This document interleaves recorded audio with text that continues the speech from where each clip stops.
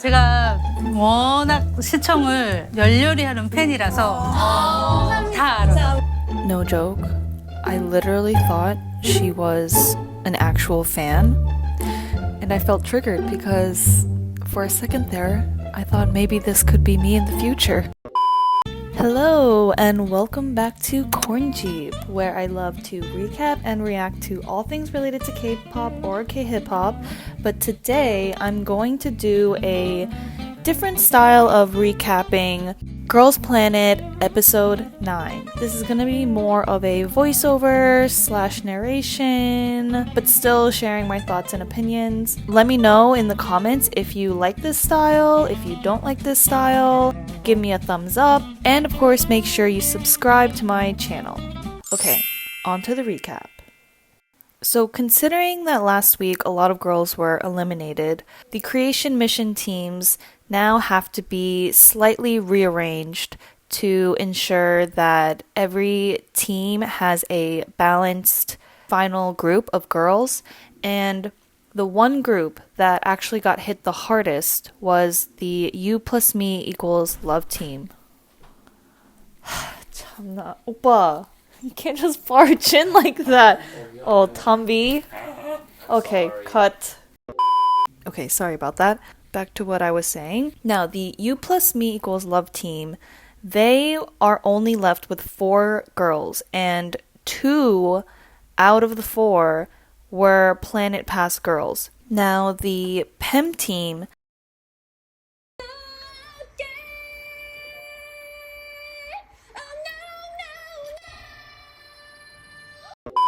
they had the most girls remaining. So they actually had to eliminate 2 girls from their team, which ended up being Seo Young-eun and Kim Soo-yeon.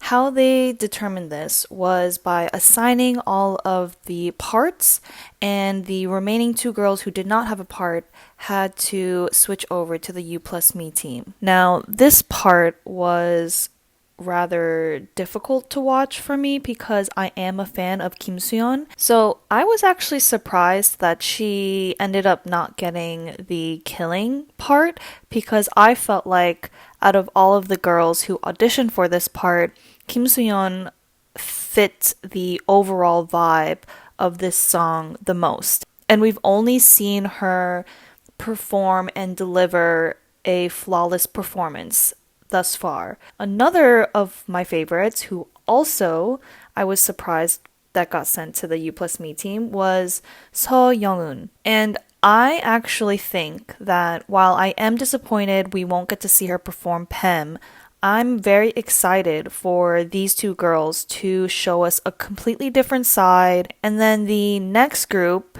who had to also eliminate 1 girl, was the Utopia group.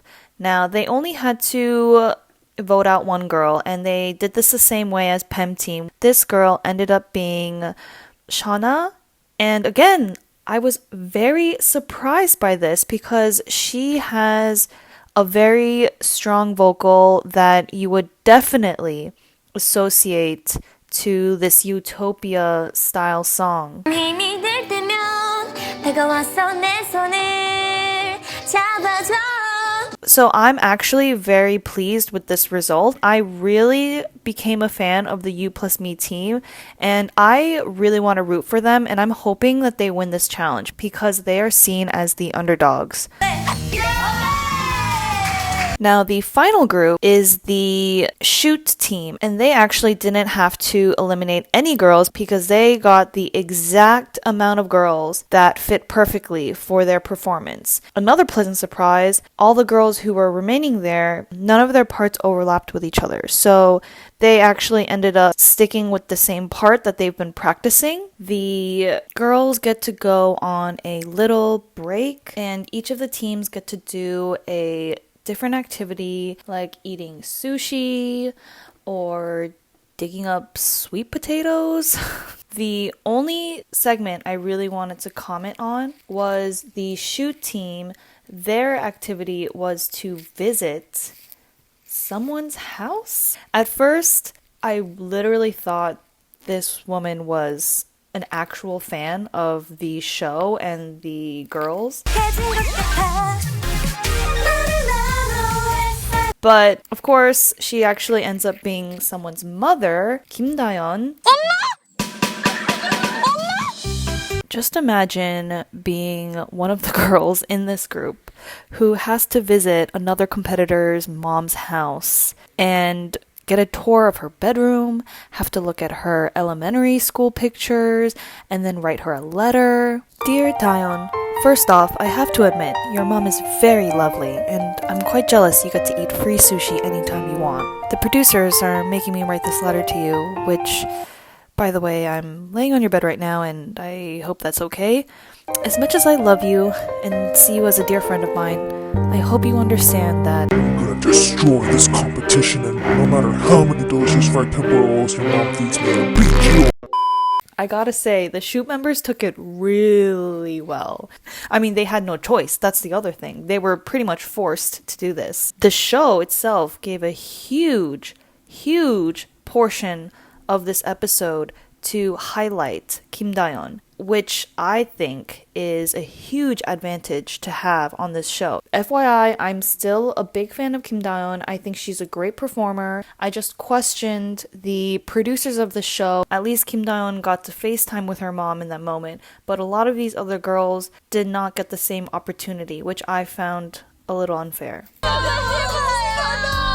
So after each of the teams promote their songs in various unorthodox ways, we get a special announcement from the Planet Master with the current mid ranking. Here is a breakdown of the interim top 18 ranks.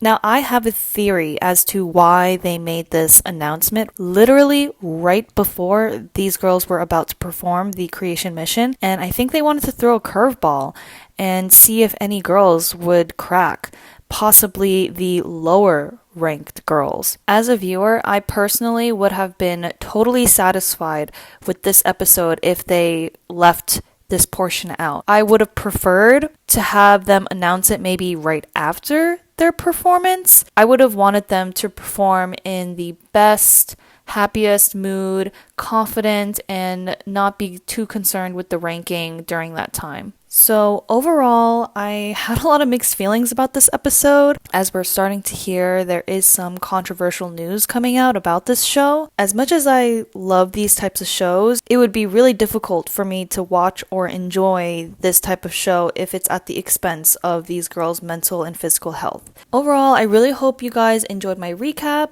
I'm still really excited and looking forward to next week's Creation Mission performances. So thanks for watching. Bye!